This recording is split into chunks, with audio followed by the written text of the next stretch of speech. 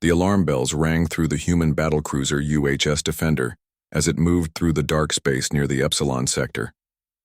Captain Jake Morrison stood on the bridge, watching the screen that showed enemy ships moving toward a group of human transport vessels. The transports carried families and workers from Earth to a new colony world. They had no weapons and could not fight back. "Sir, we have 12 Corvani warships closing in on the civilian transports," said Lieutenant Maya Rodriguez from her station. Her fingers moved quickly over the controls as she tracked the enemy ships. "They will reach the transports in 10 minutes. Captain Morrison looked at the tactical display. The Corvani Empire was known for attacking weak targets. They liked to destroy ships that could not fight back. It made them feel strong and scared other species in the galaxy. Today they had found what they thought was an easy target. "All hands to battle stations," Morrison announced over the ship's communication system. "This is not a drill. Prepare for combat." Commander Alan Brooks, the chief engineer, spoke from his position near the engine controls. "All systems are ready, Captain. Weapons are charged and shields are at full power." The Defender was one of humanity's newest warships. It had been built with the best technology Earth could make. The ship was fast, well-armed, and had thick armor plating. Most importantly, it had a crew that knew how to fight. "Take us toward the enemy fleet," Morrison ordered. "Maximum speed." The Defender moved forward like a hunter approaching its prey. The ship's engines pushed it faster and faster through space. On the screen, the Corvani ships looked surprised to see a human warship appearing so quickly. They had expected an easy fight against defenseless transports. Now they faced a real battle. "Captain, the lead Corvani ship is trying to contact us," Rodriguez reported. "Put them on screen," Morrison said. The image of a Corvani admiral appeared on the main display. The alien had gray skin, forearms, and eyes that glowed red in the dim light of his ship's bridge. His name was Admiral Thexka, and he was known throughout the galaxy as a brutal fighter who never showed mercy to his enemies. "Human ship," Thexka said in his harsh voice. "You are outnumbered 12 to 1. Leave now, and we will not destroy you. We only want the transport ships." Morrison stepped forward and looked directly at the alien commander. "Admiral, those transports carry innocent people, families with children, workers going to build a new home. Turn your ships around and leave, or we will stop you." Thexka laughed, a sound like metal scraping against stone. "One human ship against 12 Corvani warships? You're either very brave or very stupid." "Maybe both," Morrison replied with a slight smile. "But we are definitely here to fight." The communication ended as Thexka cut the connection. Morrison turned to his crew, who were all watching him carefully. They knew what was coming next. "Maya, target their lead ship. Alan, give me everything the engines have. All weapons, prepare to fire." The battle began when the first Corvani ship fired its plasma cannons at the Defender. The human ship moved quickly to the side, avoiding the deadly energy beams. Morrison had studied Corvani fighting methods for years. He knew they liked to attack in straight lines and use brute force instead of clever tactics. "Return fire," Morrison ordered. The Defender's weapons lit up the darkness of space. Human laser cannons and missile launchers sent death toward the enemy ships. The first Corvani vessel exploded in a ball of fire and metal. The other 11 ships spread out and tried to surround the lone human warship. "They are trying to box us in," Rodriguez warned. "Let them try," Morrison said calmly. "Execute attack pattern Delta 7. The Defender moved in ways that confused the Corvani commanders. It would speed up suddenly, then slow down and change direction. It would fire at one ship, then quickly turn to attack another. The human crew worked together like parts of a well-built machine. Each person knew exactly what to do and when to do it. Brooks pushed the engines harder than they were designed to go. The ship moved faster than the Corvani had ever seen a warship move. Rodriguez targeted enemy ships with perfect accuracy, destroying them one by one. The weapons crew fired at exactly the right moments to cause maximum damage. After 30 minutes of fighting, only 3 Corvani ships remained. Admiral Thexka's flagship was badly damaged, with fires burning on several decks. The other 2 ships were trying to protect their commander, but they were also hurt and barely able to fight. "Captain," Rodriguez said, "we can finish them now. All enemy ships are disabled. We have won. Morrison looked at the tactical display. The 3 remaining Corvani ships could not escape or fight back effectively. The battle was over, and humanity had achieved a complete victory. This was the moment when most species in the galaxy would destroy their defeated enemies completely. But Captain Morrison had different orders. "Execute Mercy Protocol 7, he announced. The bridge crew looked confused. Some of them were new to the ship and had never heard this order before. Rodriguez raised her eyebrows in surprise, but she began entering commands into her station. "Sir," said Lieutenant Bobby Clark from the communication station, "are you sure about this order?" "Very sure," Morrison replied. "Disable the 2 escort ships completely, but leave Admiral Thexka's flagship with enough power to return home." The defenders' weapons fired carefully at the 2 smaller Corvani ships. The shots were designed to destroy their engines and weapons, without killing the crews. Both ships went dark and drifted helplessly in space.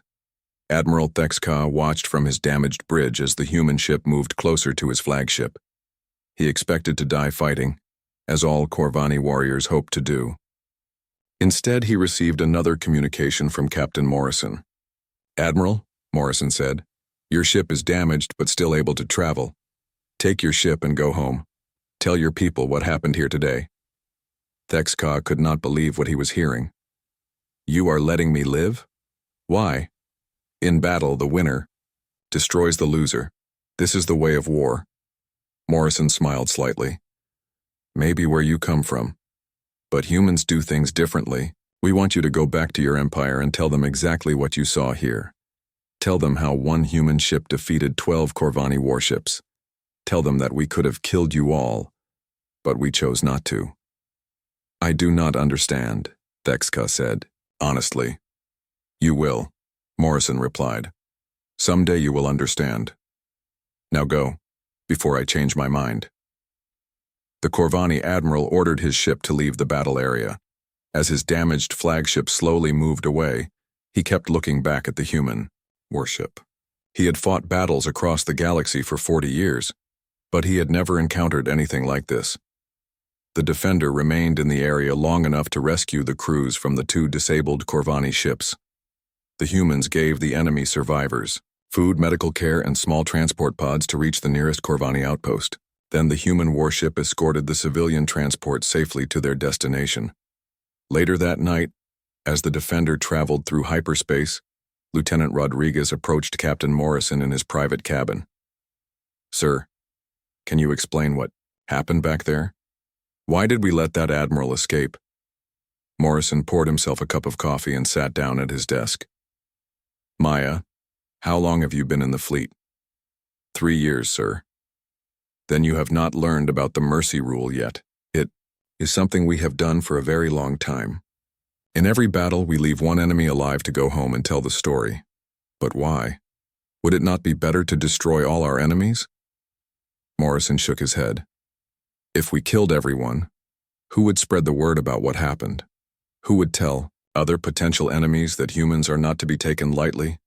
Fear is often more powerful than weapons, Maya, and mercy can be more frightening than cruelty." Rodriguez thought about this for a moment.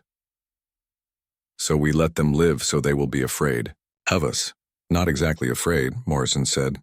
"Respectful. When Admiral Thexka returns to his empire, he will tell them that humans could have destroyed him completely but chose not to. Some will think we are weak, but the smart ones will realize we are confident.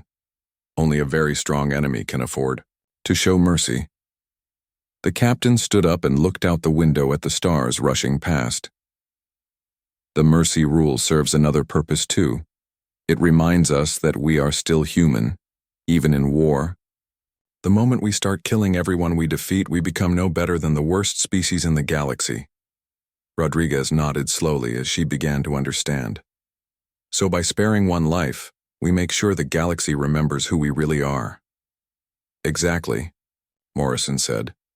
"And sometimes, Maya, the enemy you spare today becomes the ally you need tomorrow. The galaxy is a big place, and humanity is still new here. We need friends more than we need dead enemies." As the Defender continued its journey through space, Admiral Thexka's damaged ship limped back toward Corvani territory. The alien commander spent the long trip home thinking about what he had experienced. He had met humans before in diplomatic meetings, but he had never fought them in battle. Now he understood why other species spoke about humans with a mixture of respect and confusion. The mercy rule was something completely new in galactic warfare. Most species fought until one side was totally destroyed. The idea of deliberately sparing defeated enemies was almost impossible for most aliens to understand. But as Thexka thought about it during his journey home, he began to see the wisdom in the human approach. By the time his ship reached 3 months after the battle in the Epsilon sector, the great meeting halls of Nexus Prime buzzed with worried conversations. The Galactic Council was holding an emergency session to discuss the growing human presence in space. Representatives from dozens of alien species sat in their designated areas, each group whispering among themselves about the strange new species that had appeared in their galaxy. Ambassador Helen Carter walked slowly to the human section of the council chamber. She was a tall woman with gray hair and sharp blue eyes that missed nothing. She had been Earth's voice in galactic politics for 5 years, and she knew how to handle difficult situations. Today would test all of her diplomatic skills. The council chamber was enormous, built to hold thousands of beings from across the galaxy. The ceiling stretched so high that clouds sometimes formed near the top. Each species had their own area designed for their specific needs. The aquatic Centauri sat in large water tanks, while the rock-like granite people stood on platforms that could support their massive weight.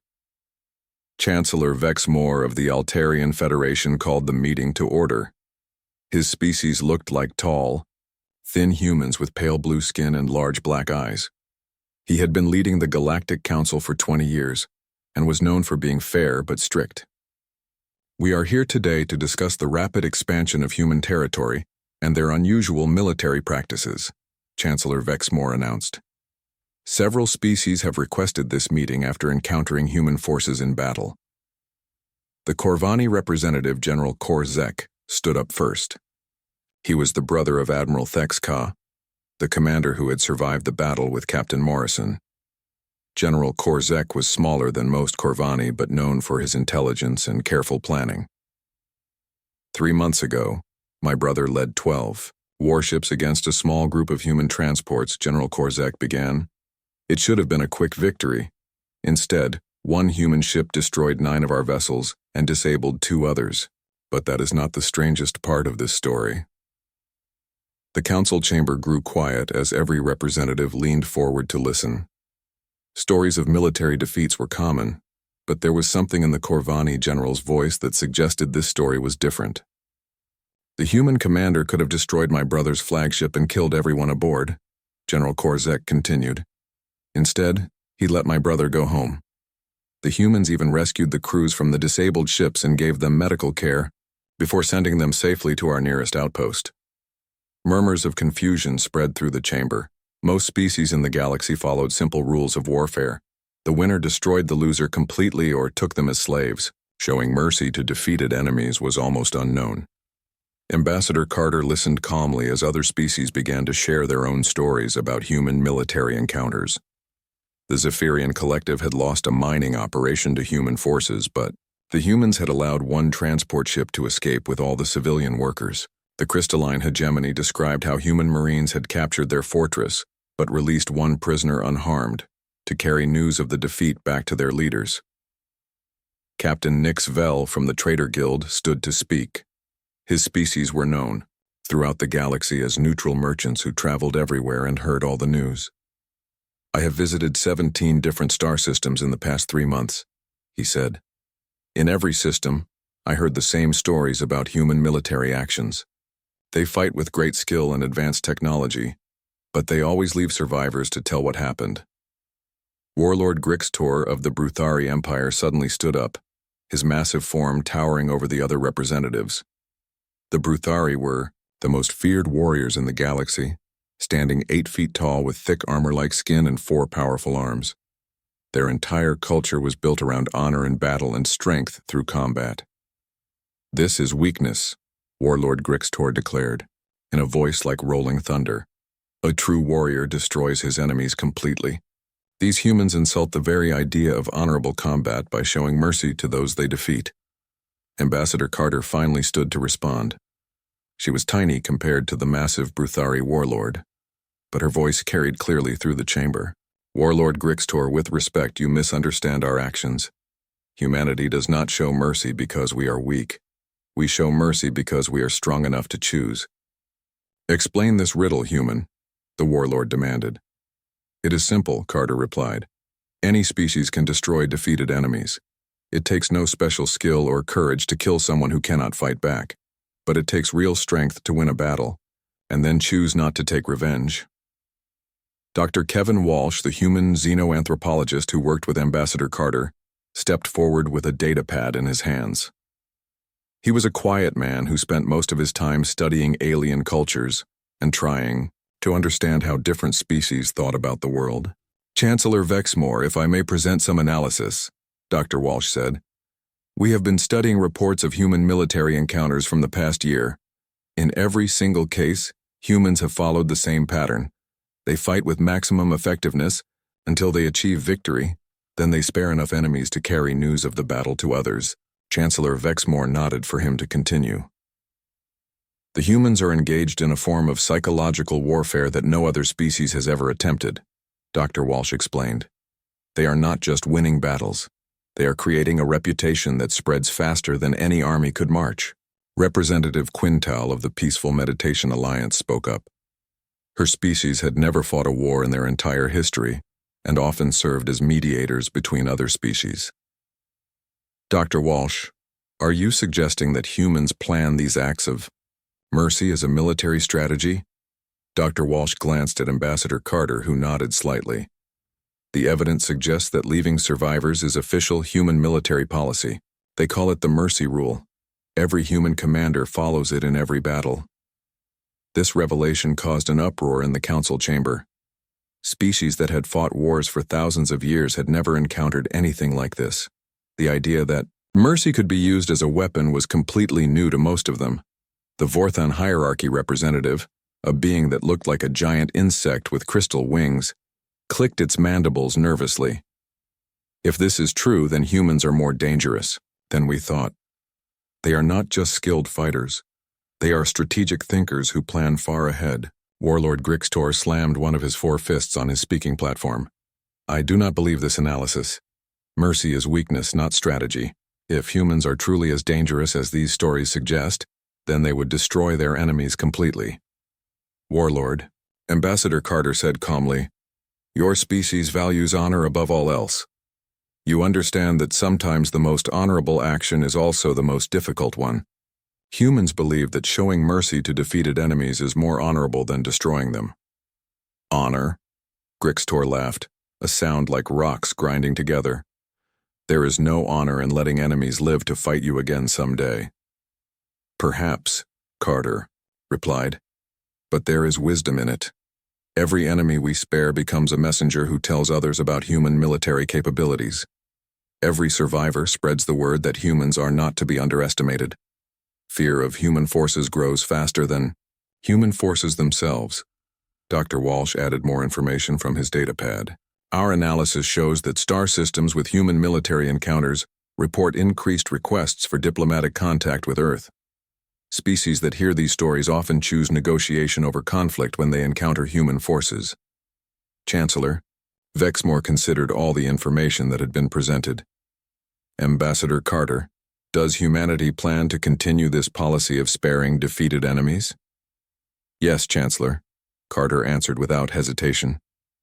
The mercy rule is a fundamental part of human military doctrine. We will continue to follow it in all future conflicts. Even if your enemies do not show the same mercy to human forces? Asked the Corvani general. Carter's expression became serious. General Korzek, humans do not show mercy because we expect it in return. We show mercy because it is who we choose to be.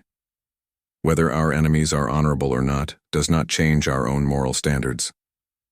The debate continued for several more hours as representatives from different species tried to understand human motivations. Some, like the Peaceful Meditation Alliance, praised humanity for bringing a new approach to galactic warfare. Others, like the Bruthari Empire, saw it as a sign of dangerous unpredictability. Finally, Chancellor Vexmore called for order in the chamber.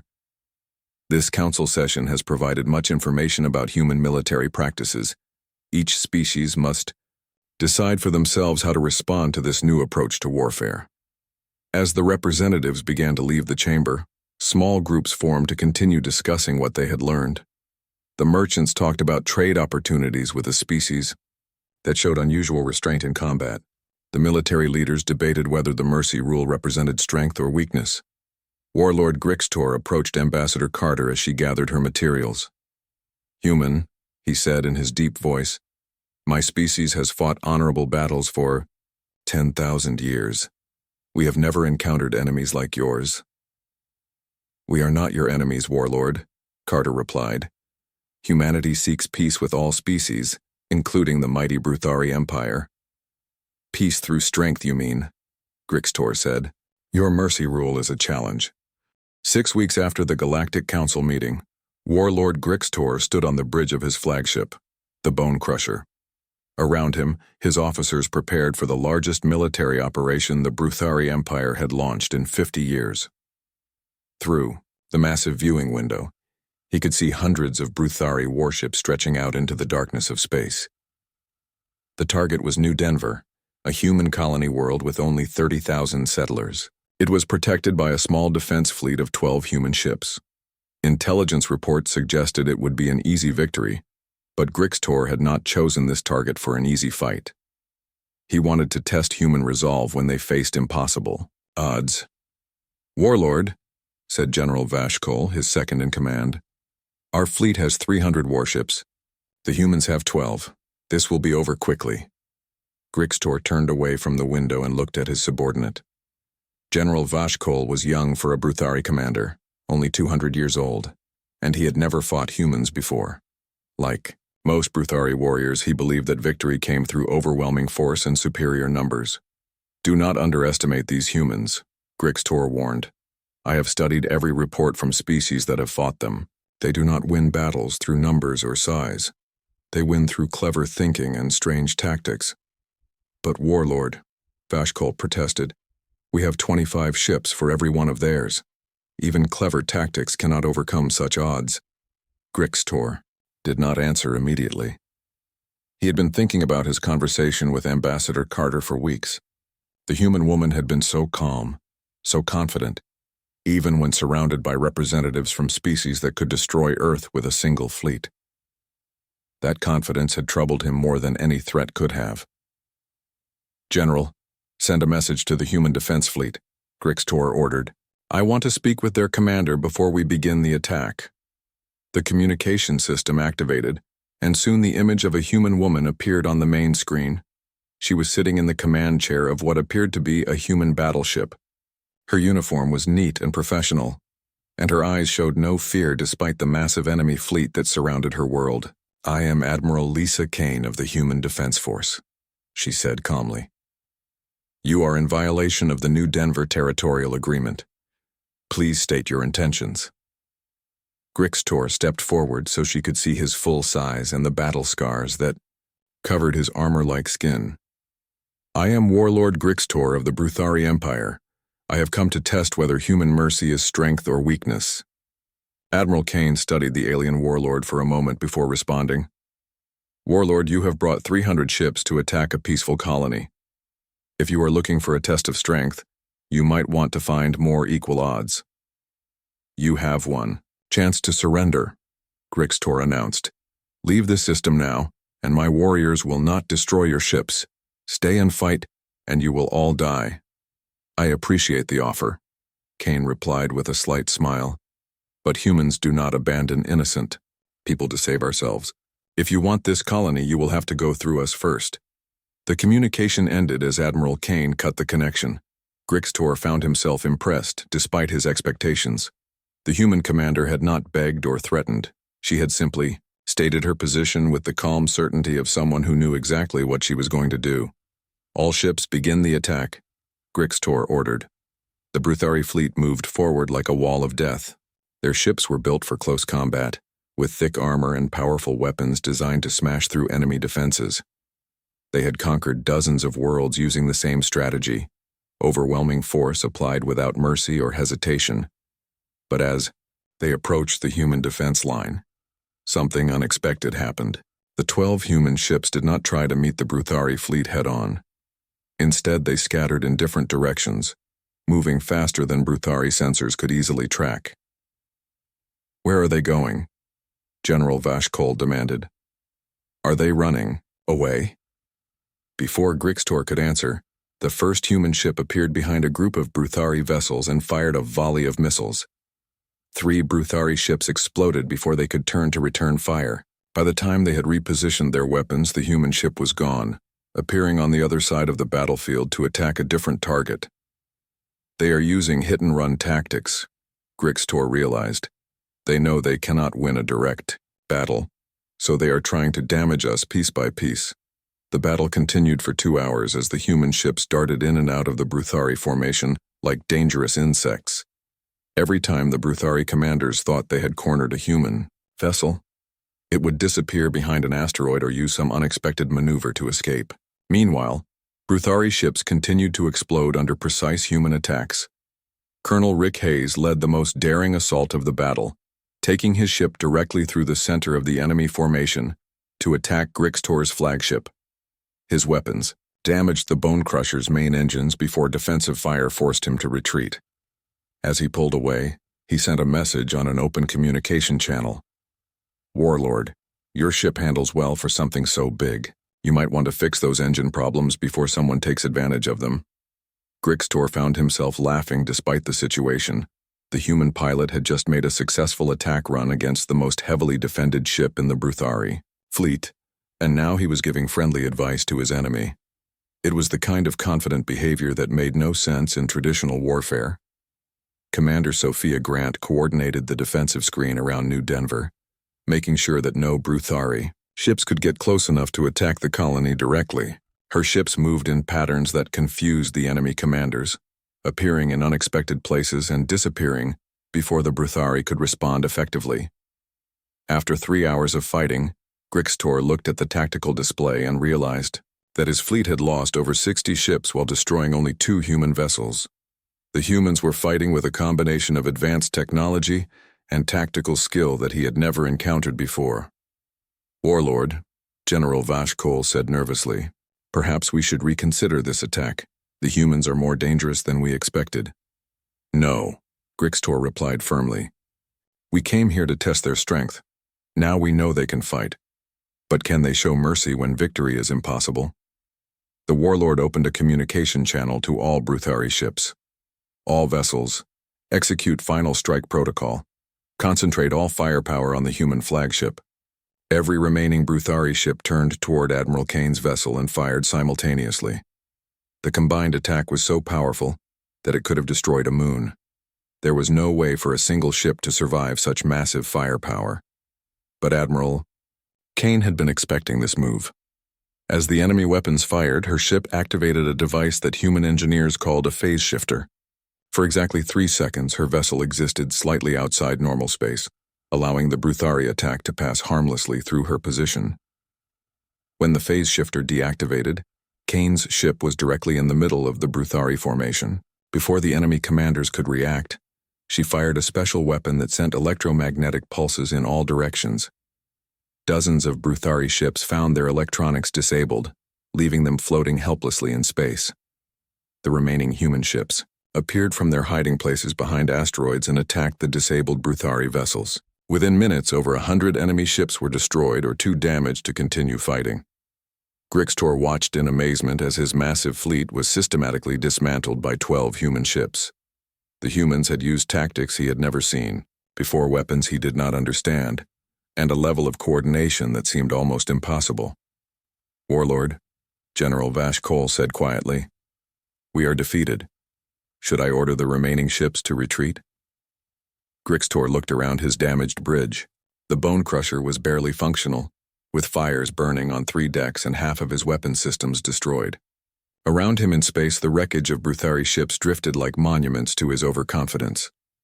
"No," he said slowly. We stay and see what happens next. I want to understand these humans completely. Admiral Kane's ship approached the bone crusher, carefully. Grixtor expected her to demand his surrender or to finish destroying his flagship. Instead, she opened a communication channel and appeared on his main screen. Warlord Grixtor, she said formally, your fleet is defeated. Your remaining ships are too damaged to pose a threat to this colony. However, I am prepared to offer you safe passage back to Bruthari space. Grixtor stared at the human admiral in disbelief. You are offering to let me go? After I brought 300 ships to destroy your world? That is correct, Kane replied. You came here to test whether human mercy was strength or weakness.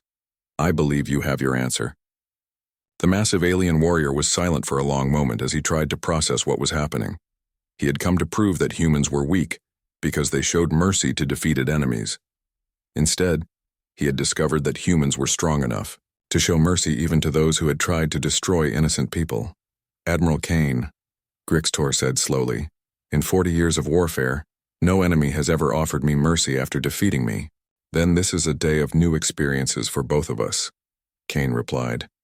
I have never had to decide what to do with a defeated Bruthari warlord. Grixtor looked around his bridge at his surviving officers. They were all. 5 years had passed since the Battle of New Denver, and the mercy rule had become the most talked about topic in the galaxy. Every trader, diplomat, and military commander knew the stories of how humans fought with incredible skill, but always spared their enemies. Some species feared this behavior while others respected it, but everyone remembered it. Captain Danny Foster stood on the bridge of the UHS Pioneer, an exploration vessel designed to find new worlds and make contact with unknown species. The ship was traveling through the outer rim territories far from the main trade routes where most galactic civilizations had their borders. This was the frontier, where anything could happen and often did. Captain, said Dr. Lisa Park from her science station, we are picking up distress signals from the Void region. Multiple ships appear to be in trouble. Foster moved to look at the sensor display. The Void region was a dangerous area of space filled with radiation storms and unstable stars. Most species avoided it completely, but sometimes desperate people tried to cross it as a shortcut to other parts of the galaxy. How many ships are we detecting? Foster asked. Commander Tony Blake, the ship's security chief, checked his instruments carefully. At least 20 vessels, Captain. They appear to be attacking something, but the radiation is making it hard to get clear readings. Set course for the distress signals, Foster ordered. Maximum speed, but keep our shields at full power. That radiation can cook a ship if we are not careful. The Pioneer moved deeper into the Void region as the distress signals became stronger. Soon the crew could see what was happening on their main screen. A large space station was under attack by 20 small, desperate-looking ships. The attackers were firing everything they had at the station's shields, trying to break through and board it.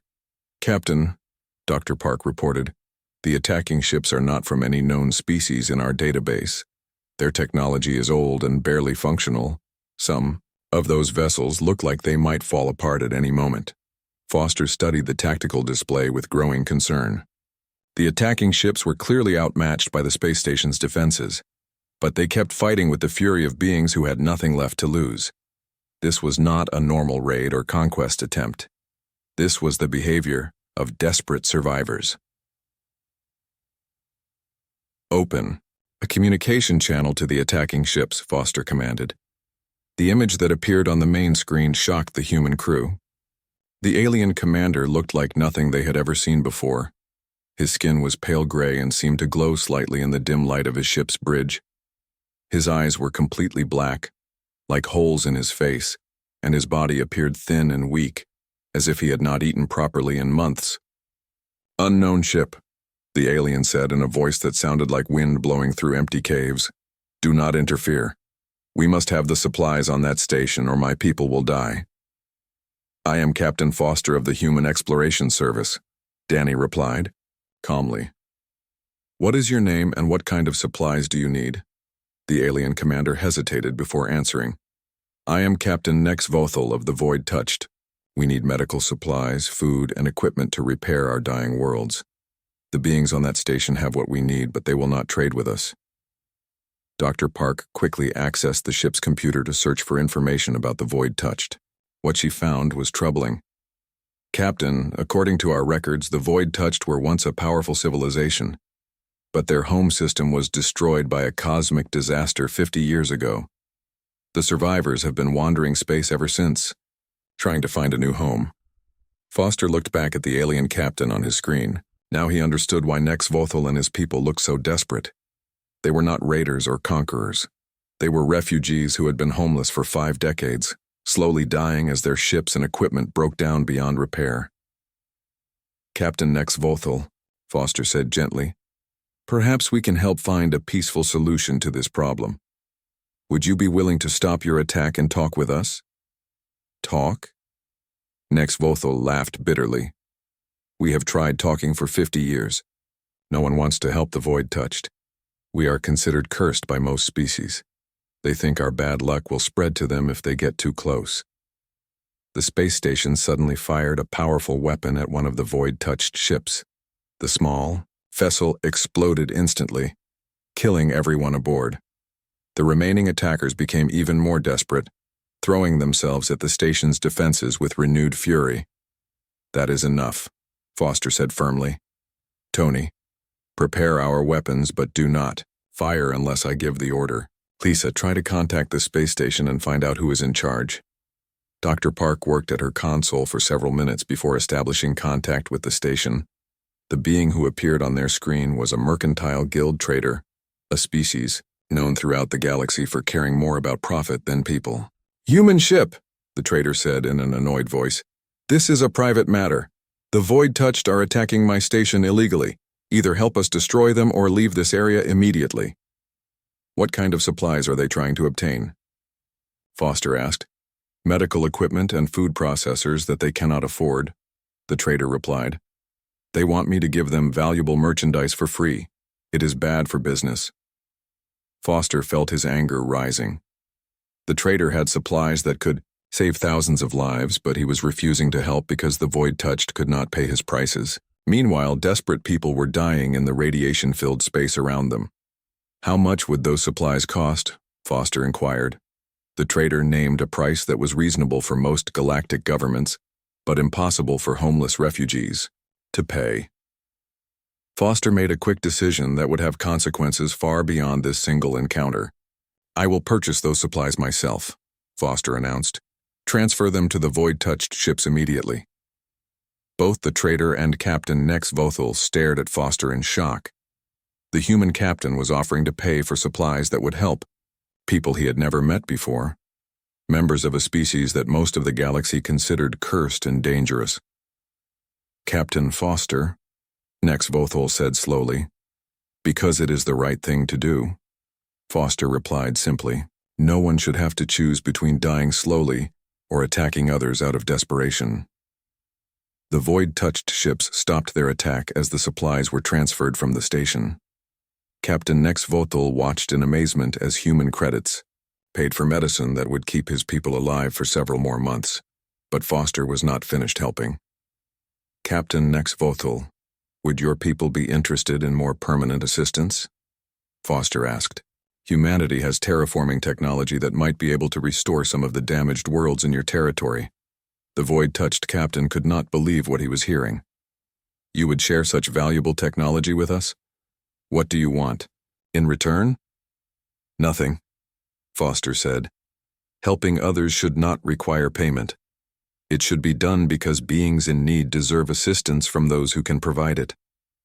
Dr. Park began transmitting technical data about human terraforming methods to the void-touched ships. The information was worth more than most species would earn in a lifetime, but Foster shared it freely. Commander Blake arranged for additional medical supplies to be sent from nearby human outposts. News of this encounter spread quickly through the galaxy's communication networks. Captain Gary Stone, a trader who worked in the Outer Rim territories, carried the story to dozens of star systems. Diplomat Sarah Mitchell included a report about the incident in her regular updates to the Galactic Council. The story of how humans had helped the void touched was different from previous tales about the Mercy Rule. This time, Humans had not shown mercy to defeated enemies. Instead, they had shown compassion to desperate strangers who had never been their enemies at all. Ambassador Carter received the reports while attending a diplomatic conference on Centauri Station. As she read about Captain Foster's actions, she realized that the mercy rule was evolving into something larger than anyone had expected. "Dr. Walsh," she said to her assistant, "this changes everything. The mercy rule is no longer just about warfare. It is becoming a philosophy about how humans relate to all other species." Dr. Walsh nodded as he studied the reports. "The galaxy is watching us very carefully, Helen. Every human action is being analyzed and discussed by dozens of species. We are setting examples that will influence galactic politics for generations." On the Bruthari homeworld, Warlord Grixtor heard the story of the Void Touched and found himself thinking about his own encounter with human mercy. The humans could have destroyed his fleet completely, but they had chosen to let him live. Now they were helping complete strangers simply because those strangers needed help. "These humans are unlike any species we have ever encountered," he told his officers during a strategy meeting. "They do not follow the normal rules of galactic politics. They help enemies and strangers alike, not because they expect something in return, but because they believe it is morally correct." Young General Vash Cole, who had survived the Battle of New Denver, spoke up. "Warlord, some of our allies are beginning to question whether humans can be trusted. They say that beings who show mercy to everyone might show mercy to no one when it truly matters." Grixtor considered this concern carefully. "General, I have fought humans in battle and experienced their mercy personally. I can tell you with certitude. 10 years had passed since Captain Foster helped the Void-Touched refugees, and the galaxy had learned to respect humanity's strange approach to warfare and diplomacy. The mercy rule was no longer just a human military doctrine. It had become a symbol of hope that even the strongest species could choose compassion over conquest. But now humanity faced an enemy that showed no mercy to anyone. Admiral Marcus Webb stood in the command center of Earth's orbital defense station, watching reports flood in from across the galaxy. The Devourers had returned after 1,000 years of silence, and they were consuming everything in their path. These ancient machines had destroyed entire civilizations before disappearing into the dark spaces between galaxies. "Admiral," reported Lieutenant Colonel Amy Price from her station, "we have confirmed sightings of Devourer fleets in 17 star systems. They are moving toward the galactic core, destroying every planet and space station they encounter." Webb studied the tactical display with growing dread. The Devourers were not like any enemy humanity had faced before. They were artificial beings created by some long-dead species, programmed to harvest the resources of entire worlds. They did not negotiate, surrender, or show any emotion. They simply consumed everything and moved on to the next target. Commander Steve Clark, who managed communications with other species, checked his reports. "Sir, we are receiving requests for assistance from dozens of worlds. The Corvani Empire has lost 3 colonies. The Bruthari are evacuating their outer territories. Even the crystalline hegemony is asking for help." Webb nodded grimly. Every species that had once fought against humanity was now calling for human assistance. The mercy rule had created something unprecedented in galactic history. Former enemies, who trusted humans enough to ask for help when facing extinction.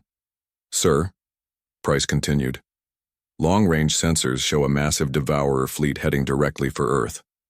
They will arrive in 6 days." The Admiral looked out through the station's viewing windows at the blue world below. Earth had become the unofficial capital of galactic resistance against the Devourers. Ships from dozens of species were gathering in Earth's solar system, forming the largest fleet in recorded history. Admiral Thex Ka of the Corvani Empire was among the first to arrive. The old warrior had never forgotten how Captain Morrison spared his life years ago during the Mercy Rule's first demonstration. Now he brought 50 of his best warships to defend the world of the beings who had shown him mercy. "Human Admiral Webb," Thex Ka said during their first meeting, "my ships are at your command.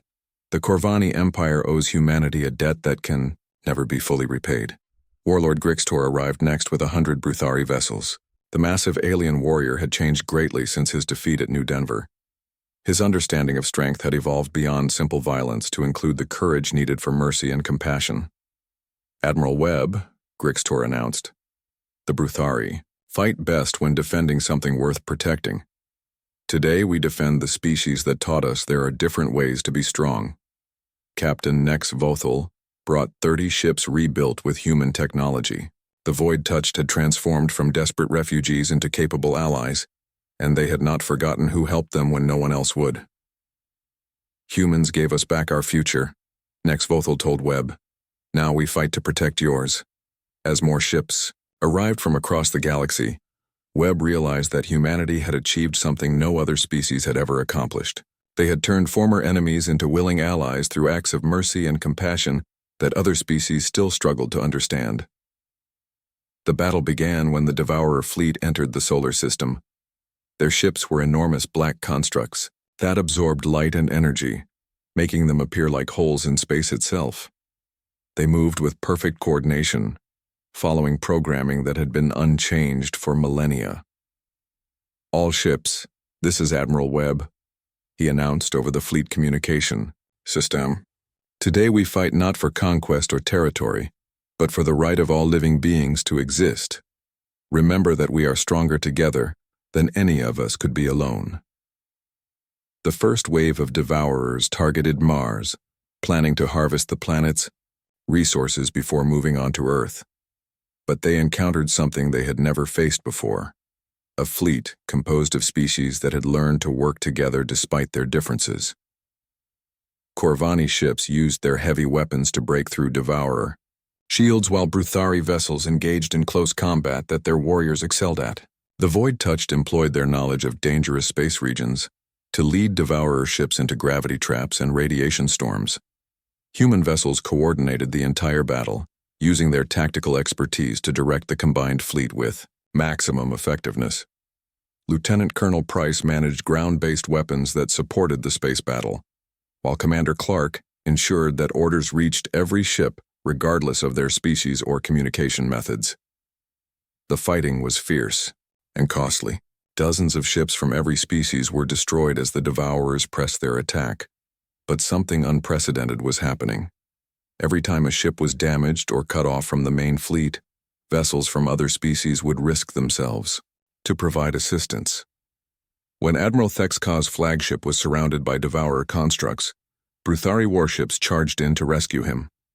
When Warlord Grixtor's vessel lost power, Void-Touched engineers worked frantically to repair his engines under enemy fire. When Captain Nex Vothel's ship was damaged, human medical teams transported over to treat his wounded crew. "Admiral," reported Commander Clark, "this is incredible. Our allies are showing the same mercy to each other that they learned from observing humanity. The mercy rule is spreading through the entire fleet." Webb watched the tactical display as the combined fleet slowly pushed the Devourers back. The ancient machines had not been programmed to deal with enemies who would sacrifice themselves to save others. Their logical calculations could not account for the emotional bonds that had formed between species that had once been bitter enemies. The turning point came when the Devourer command ship targeted Earth directly with a weapon capable of destroying the entire planet. Admiral Webb prepared to sacrifice his flagship to intercept the attack, but he was not alone. Ships from every allied species moved to shield Earth, forming a barrier of metal and courage between the weapon and the world below. The combined shields of 100 ships from a dozen different species absorbed the Devourer attack. Many vessels were destroyed in the process, but Earth survived. The sacrifice had been shared by beings who had learned that protecting others was more important than protecting themselves. In the aftermath of this desperate defense, something unexpected happened. The Devourer fleet began to retreat. Their programming had been designed for efficiency, and they had calculated that the cost of defeating this coalition was greater than the value of the resources they could harvest. As the ancient machines disappeared back into the darkness between galaxies, the Allied fleet gathered around Earth to celebrate their victory. But Admiral Webb knew that the real victory was not the defeat of the Devourers. The real victory was the transformation of the galaxy itself. "Admiral Thexka," Webb said during the victory celebration, "your people fought with courage that will Be remembered forever. The old Corvani warrior nodded solemnly. Admiral Webb, today we learned that the mercy your people showed us years ago was not weakness. It was the seed of strength that saved us all. Warlord Grixtor agreed. The Bruthari have always believed that strength comes from victory in battle. But today we discovered that true strength comes from fighting alongside those you once fought against. Captain Nex Vothel spoke for all the smaller species that had joined the coalition. Humans taught us that showing mercy to enemies can turn them into friends. Today we learned that friends who fight together can overcome any threat. In the years that followed, the Mercy Rule became official policy for the new Galactic Alliance. The organization that had formed to fight the Devourers continued to exist as a force for peace and cooperation. Former enemies worked together to solve problems and help species in need. Ambassador Carter, now elderly but still sharp, addressed the first official meeting of the Galactic Alliance. The Mercy Rule began as a simple military doctrine. One human captain decided to spare defeated enemies so they could tell others about human capabilities. But it grew into something much more important. She looked around the chamber at representatives from species that had once tried to destroy each other. The Mercy Rule taught us that strength without compassion is just brutality. It showed us that the enemy you spare today might become the ally you need tomorrow. Most importantly, it proved that the greatest weapon in the universe is not technology or tactics, but the simple decision to treat others with kindness and respect. Dr. Walsh, now the head of the Galactic Anthropological Institute, added his own observations. The Mercy Rule succeeded because it appealed to something that exists in all intelligent species, the desire to be treated with dignity even in defeat. By showing mercy to our enemies, humanity demonstrated that we saw them as equals worthy of respect. The story of the Mercy Rule spread to every world in the galaxy, taught in schools and remembered in songs. Children of a dozen different species learned that the greatest heroes were not those